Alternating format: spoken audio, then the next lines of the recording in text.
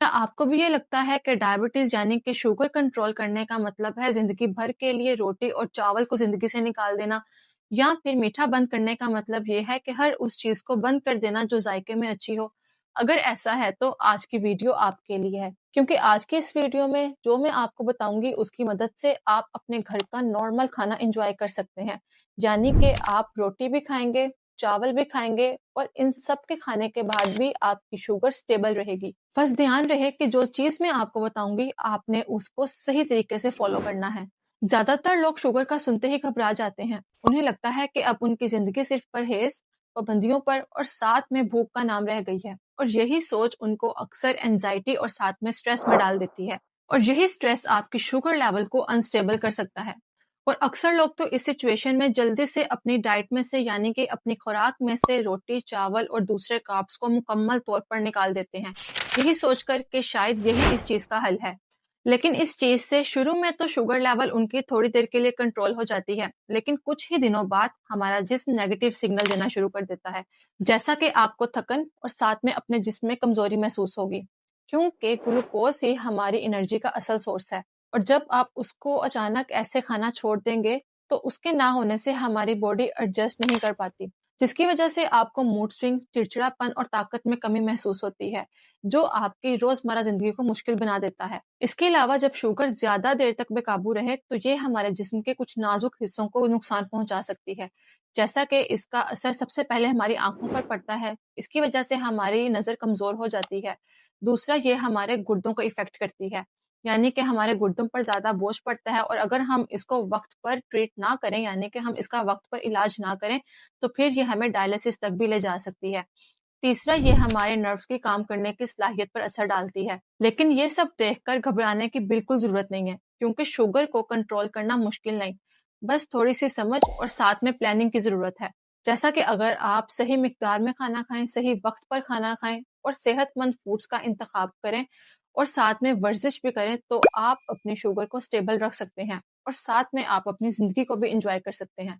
तो चलिए शुरू करते हैं वीडियो को और जानते हैं कुछ ऐसी चीजों के बारे में जो आपके शुगर लेवल को स्टेबल रखने में आपकी मदद कर सकती हैं।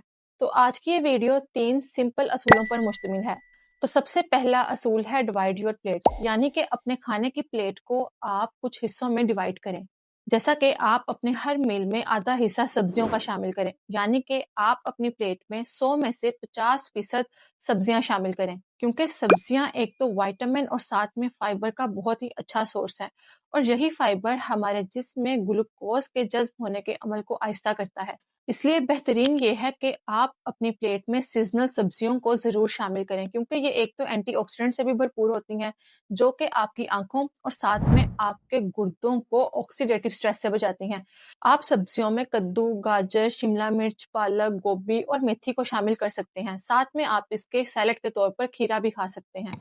आप एक बार समझ लें कि आप अपनी प्लेट में जितनी ज्यादा सब्जियां शामिल करेंगे आपको उतना ज्यादा ही फायदा मिलेगा। इसी के साथ आप अपनी प्लेट में 25% तक प्रोटीन शामिल करें। प्रोटीन सिर्फ मसल्स और स्ट्रेंथ के लिए नहीं, बल्कि ये हमारी शुगर कंट्रोल में भी बहुत ज्यादा जरूरी है।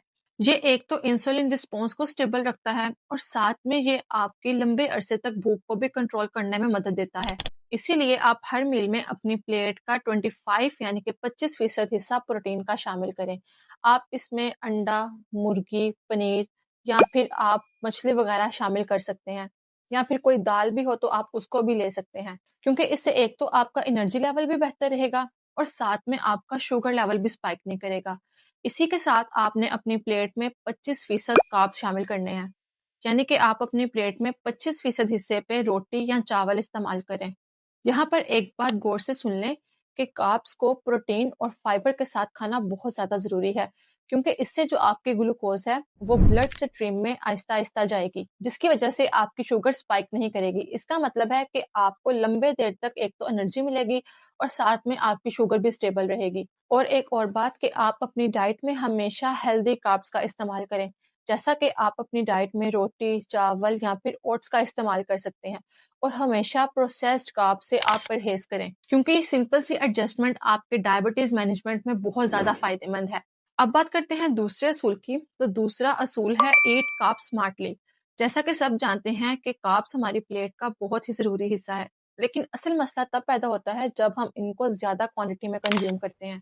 इसीलिए आप हर मील में पोर्शन और साथ में टाइप का ख्याल ज़रूर रखें, यानी कि आप इसकी कितनी मिकदार खा रहे हैं और साथ में आप इसको किस फॉर्म में खा रहे हैं, ये बहुत ज़्यादा ज़रूरी है। आमतौर पर ख़वातीन 30 से 45 ग्राम कार्ब्स हर मील में ले सकती हैं और अगर मर्दों की बात करें तो मर्द 45 से 60 ग्राम कार्ब्स को कंज्यूम कर सकते हैं। इसके अलावा अगर आप रोटी खाते हैं तो आप होल व्हीट या फिर बाजरे की रोटी खाएं, क्योंकि ये फाइबर से भरपूर होते हैं और साथ में ये ग्लूकोज आहिस्ता आहिस्ता रिलीज करते हैं। और अगर आप चावल खाना चाहते हैं तो चावल हमेशा बासमती हो और आप इसका आधा कप इस्तेमाल करें। इसके अलावा आप रिफाइंड कार्ब्स यानी कि रिफाइंड शुगर और साथ में आप व्हाइट फ्लोर जितना कम खाएं उतना ही ज्यादा बेहतर है, क्योंकि ये हमारी ब्लड शुगर को बहुत जल्दी बढ़ा देता है। इसके अलावा जैसा कि मैंने आपको पहले बताया है कि आप कार्ब्स को हमेशा प्रोटीन और फाइबर के साथ इस्तेमाल करें, क्योंकि इससे ग्लूकोज आहिस्ता आहिस्ता हमारी ब्लड स्ट्रीम में जाएगा, जिसकी वजह से हमारी शुगर अचानक नहीं बढ़ेगी। मतलब ये कि कार्ब्स को बिल्कुल बंद करना जरूरी नहीं है, लेकिन अगर हम इसको सही तरीके से, सही मिकदार में और सही टाइप के साथ अगर हम इसको कंज्यूम करते हैं, यानी कि हम इसको खाते हैं, तो इससे हम अपनी ब्लड शुगर को बढ़ने से रोक सकते हैं। अब बात करते हैं तीसरे प्रिंसिपल की। तो तीसरा प्रिंसिपल है इंक्लूड प्रोटीन। कुछ स्टडीज से ये बात वाज़ेह हुई है कि अगर हम प्रोटीन को खाने के साथ या फिर खाने से कुछ देर पहले लेते हैं तो इससे जो हमारा पोस्ट मील शुगर कंट्रोल है वो बेहतर होता है और इससे इंसुलिन सेंसिटिविटी भी बेहतर होती है। अब हमारे पास दो तरह की प्रोटीन मौजूद होती है, जैसा कि एक एनिमल बेस्ड प्रोटीन और दूसरा प्लांट बेस्ड प्रोटीन।